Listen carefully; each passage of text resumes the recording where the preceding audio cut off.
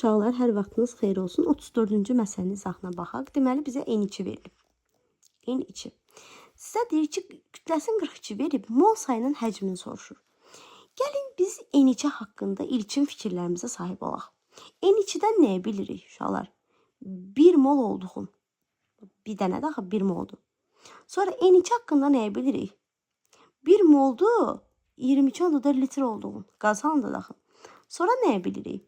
6,02 vur 10 üstü 23 sayda molekula malik olduğunu bilirik. 23 malik olduğunu bilirik. Sonra 2 Na sayda atomun olduğunu bilirik. Atom olduğunu bilirik və s.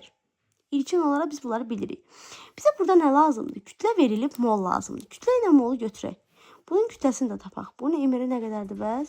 28 olduğunu da bilirik. Yəni 14-də 14 2 vurdu 28. Bizə birincidən nə lazımdır uşaqlar?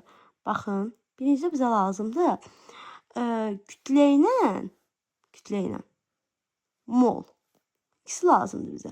Yəni 1 molumuz 28 qramdırsa, bəs kütlə 42 qram olanda mol sayı nə qədər olacaq? X olacaq. X-imiz olacaq 1,5. Sonra bizə burada kütlə ilə həcmi soruşur. Kütləni götürək 28 qram. Kütlə 28 qram olanda həcm nə qədər olur uşaqlar? 22,4 litr olur. Bəs kütlə 42 olanda həcm nə qədər olar? Kütlə 42 olanda həcm nə qədər olar? X və yaxud Y.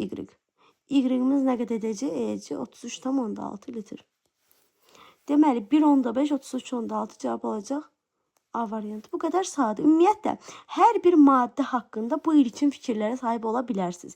Maddənin özünə baxırsınız və onun haqqında ilkin fikirlərə sahib olursunuz. Yəni, burada verilən qramları daha sonra tətbiq etməyə çalışırsınız.